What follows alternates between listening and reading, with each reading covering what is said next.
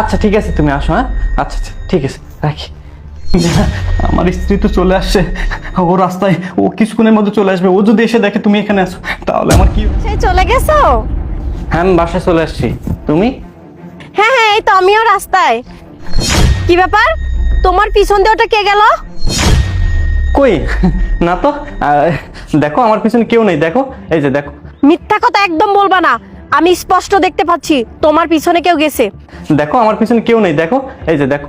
কি, কেউ যায়নি তাই না? আচ্ছা ঠিক আছে, মানলাম। তুমি পিছন ক্যামেরা অন করো, অন করো বলছি। পিছনের ক্যামেরা ঘুরাবো? আচ্ছা ঠিক আছে ঠিক আছে। এই, এই, সম্ভবত আমার স্ত্রী সবকিছু জেনে গেছে, তুমি আমার পিছনে পিছনে থাকো। এত সময় কেন লাগছে? এই যে দেখো, দেখো জান, কেউ নেই, পুরো বাসায় ফাঁকা, দেখো। এবার তো বিশেষ হয়েছে।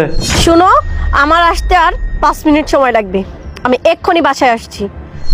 আচ্ছা ঠিক আছে, তুমি আসো। হ্যাঁ আচ্ছা আচ্ছা ঠিক আছে, রাখি। আমার স্ত্রী তো চলে আসছে, ও রাস্তায়, ও কিছুক্ষণের মধ্যে চলে আসবে। ও যদি এসে দেখে তুমি এখানে আসো, তাহলে আমার কি হয়ে যাবে বলো? আল্লাহ, আমি কি করি? নিয়ে তুমি এক কাজ করো, তুমি চলে যাও, চলো চলো, তোমাকে আমি পাঠিয়ে দিই, চলো।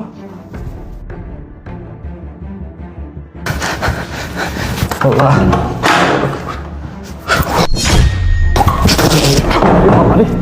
আমার স্ত্রী অলরেডি এখন সিঁড়িতে, ও তো চলে আসছে, কি হবে আল্লাহ, আমি কি করি? মানে তুমি আসো, তুমি আসো। আল্লাহ, এর মধ্যে ঢুকো, এর মধ্যে।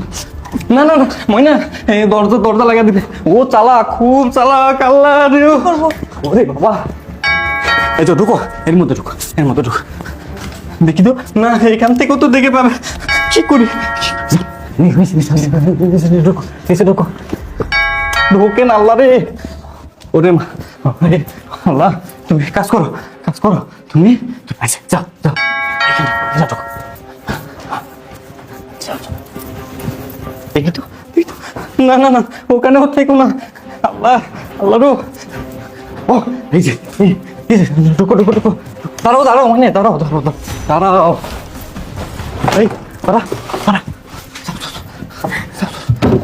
এই দেখো দেখো দেখো, ভয় পেও না। কি ব্যাপার, এখনো গেট খুলছে না কেন?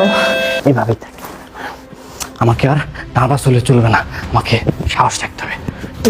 আল্লাহ, এবারের মতো তুমি আমাকে রক্ষা করো, আমি সাহস করে যাই। আজকে তো খবর আছে।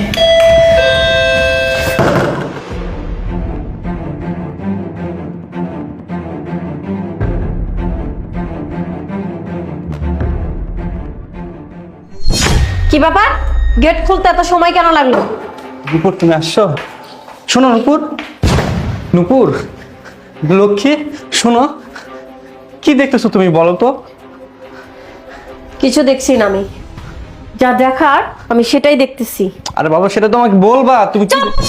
তোমাকে কি বলবো? হ্যাঁ, আর তুমি এতক্ষণ বাসায় এসে কি করলে আমাকে সেটা বলো। দেখো, আমি অফিস থেকে এসে ঘর বাড়ি পরিষ্কার করতেছিলাম, নিজে ফ্রেশ হলাম। ফ্রেশ হলে তাই না? ঘর বাড়ি পরিষ্কার করতেছিলে তাই না? হ্যাঁ, কি যে পরিষ্কার করেছো সেগুলো তো আমি দেখো দেখতেই আজকে পাচ্ছি। অনেক সুন্দর লাগতেছে, আমি টি শার্টটা নতুন কিনছি। হ্যাঁ, আজকে তো তোমাকে সুন্দর লাগবেই, কারণ তোমাকে যদি সুন্দর না লাগে তাহলে আমার বাসায় অন্য মেয়ে কিভাবে আসে? কি কি বলছো এসব? তোমার মাথা কি ঠিক আছে? কি বলছি কিছুই বুঝতে পারছো না তাই না? আমাকে দেখে অন্ধ মনে হয়? আমি কিছু দেখতে পারি না আর আমি কিছু বুঝি না? না, তোমাকে যখন আমি ভিডিও কলে ফোন দিছিলাম আমি ঠিক দেখেছি তোমার পিছনে একটা মেয়ে হাঁটাহাঁটি করছিল, আর সাদা কালো ড্রেস পরে, ঠিক আছে? ইয়ে মানে নুপুর, তুমি কি দেখছো বলো? আমার ঘরে মেয়ে কোথা থেকে আসে? দেখো লক্ষ্মী, আমি তো তোমাকে অনেক ভালোবাসি, তোমাকে কি ঠকাতে পারি বলো? হ্যাঁ, তুই আমাকে অনেক ভালোবাসিস, এতটাই ভালোবাসিস যে আমার বেডরুমে অন্য একটা মেয়ে নিয়ে এসে ফুর্তি করতেও তোর বিবেকে একবার বাঁধে না। দেখো জান, তুমি সারাদিন অফিস করে অনেক ক্লান্ত হয়ে গেছো, আমি তোমাকে নুডলস রান্না করে খাওয়াবো, চল। চুপ, একদম চুপ। তোমাকে নুডলস রান্না করে খাওয়াবি তাই না? তো নুডলসের খেতা পুরি আমি। আমার ঘরে কোথায় মেয়ে লুকিয়ে রেখেছিস সেটাকে আমাকে বলবি, নাকি আমি নিজেই খুঁজে বের করব? অনেক বলেছো, এবার থামো। তার মানে কি তুমি আমাকে অবিশ্বাস করো তাই না? সাথে আমার এতদিনের সংসার, তার ফল তুমি আমাকে এভাবে দিলা, বলো? কি বললা তুমি?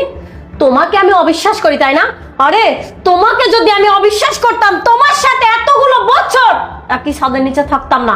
এখন কি তুমি ভালোই ভালোই বলবা যে মেয়েটাকে তুমি কোথায় লুকিয়ে রেখেছো, নাকি আমার নিজে কি খুঁজতে হবে?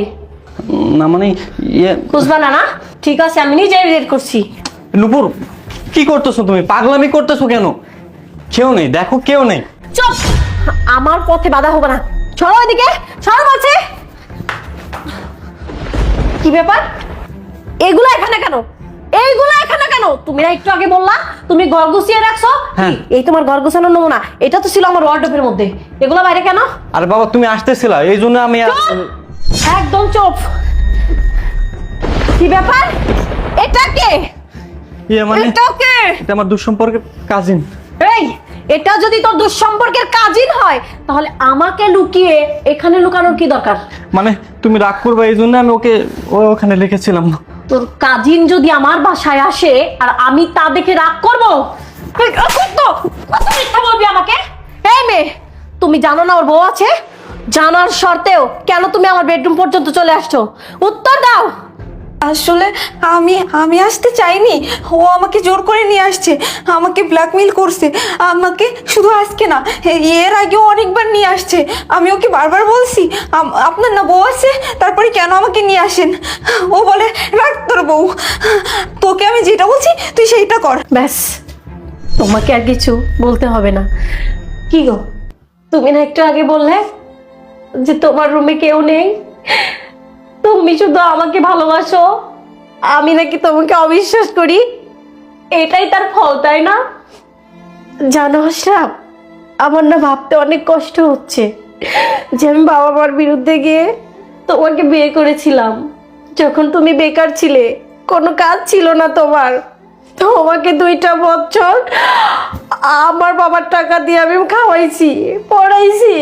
তারপরে যখন তোমার জব হলো তখন আমিও কিন্তু চুপচাপ বাড়িতে বসে থাকিনি। আমি ভেবেছি এটা শুধু তোমার একার সংসার না, এটা তো আমারও সংসার। আমি যদি একটু ইনকাম করি তাহলে আমাদের সংসারটা একটু ভালো চলবে, আমরা ভবিষ্যতের জন্য কিছু করতে পারবো। এটা ভেবে আমি দ্বিতীয়বারের জন্য কিছু না ভেবে আমি নিজে একটা জব করতে গেছি তোমাকে বিশ্বাস করে। তুমি প্রত্যেকটা দিন কোনো না কোনো বাহানাতে অফিস থেকে বের হয়ে আসতে। আমি ভাবতাম হয়তো তুমি টায়ার্ড, হয়তো তোমার শরীর খারাপ। আমি হাড় ভাঙা পরিশ্রম করেছি, 1 ঘন্টা বেশি করে ডিউটি করেছি যাতে আমাদের সংসারটা একটু ভালো চলে। কিন্তু তুমি কি করে পারলে আমার সেই বিশ্বাস নিয়ে তুমি খেলতে? আমার সেই বিশ্বাসটা তুমি মুহূর্তের মধ্যে ভেঙে দিতে। আমার কি অপরাধ ছিল? তোমার যদি অন্য মেয়েদের প্রতি এত আসক্ত, তুমি যদি কাউকে ভালোবাসতে সেটা তো আমাকে বলতে পারতে। আমি কেন বা এটা বিশ্বাস করবো বলো? তুমি তো নিজেই আমাকে ভালোবেসে বিয়ে করছিলে। আমি কখনো বুঝতে পারিনি তোমার এই মায়া মুখটার পিছনে একটা জঘন্য চেহারা লুকিয়ে আছে, যে কিনা আমার ভালোবাসায় সুখী না, তার অন্য কারো ভালোবাসার দরকার আছে। এই কেন করলে আমার সাথে এমন? কেন করলে? ঠিক আছে, তোমরা থাকো, আমার ভালোবাসার দাম যেহেতু তুমি এইভাবে দিলে, দরকার নাই তোমার এই ভালোবাসার, দরকার নাই আমার তোমাকে। আমি আমি চলে যাব, আমার বাবার বাড়িতে চলে যাব। থাকো থাকো, তুমি একে নিয়ে থাকো, আমার চাই না তোমাকে। আমি এক্ষুনি চলে যাব তোমার বাসা থেকে। এটা তো তোমারই বাড়ি, তুমি আমাকে ক্ষমা করে দাও নুপুর। আমি তোমার মতো একটা লক্ষ্মী মেয়ে পাওয়ার পরও কেন যে একাধিক জানি চাষ করতেছিলাম আমি নিজেও জানি না। তবে নুপুর, আমি আমার ভুল বুঝতে পেরেছি। আজকের পর থেকে আমি আর কোনো নারীকে আসক্ত থাকবো না, আমি শুধু তোমার প্রতি আসক্ত থাকবো, তোমাকে অনেক ভালোবাসবো, একজন আদর্শবান স্বামী হবো। নুপুর নুপুর, দেখো আমার এই বুকটা এখানে শুধুমাত্র তোমার স্থান, কিন্তু আমি যে আজে বাজে নারীর প্রতি আসক্ত ছিলাম ওটা আমার ভালোবাসা ছিল না, ওটা ছিল মোহ। আমাকে শেষবারের মতো তুমি ভালোবাসবে নুপুর, তুমি আমাকে ছেড়ে চলে গেলে আমি কাকে নিয়ে থাকবো নুপুর? আমি না তোমাকে ভালোবেসে বিয়ে করেছি নুপুর। নুপুর প্লিজ, তুমি আমাকে ক্ষমা করে দাও নুপুর, তুমি আমাকে ক্ষমা করে দাও। রাখো তুমি। আরে এই মেয়ে, তুমি এখনো এখানে দাঁড়িয়ে কি দেখছো? স্বামী স্ত্রীর তামাশা দেখছো? আসলে আপু সরি, আমি অনেক বড় একটা ভুল করে ফেলছি। আর আশরাফ, আমি তোমাকে কিছু বলতে চাই। ঘরে এত সুন্দর এত লক্ষ্মী একটা স্ত্রী রেখে তুমি বাহিরে মেয়েদের সাথে মেলামেশা করো, এগুলো কিন্তু ঠিক না। ঘরে দেখছো তুমি এত বড় ভুল করার পরেও তারপরেও তোমার বউ তোমারে মাফ করে দিছে। এরকম একটা লক্ষ্মী বউ থাকতে তুমি অন্য সব মেয়ের দিকে আকৃষ্ট হও, এগুলো ঠিক না। হ্যাঁ নেহা, তুমি ঠিক বলেছো।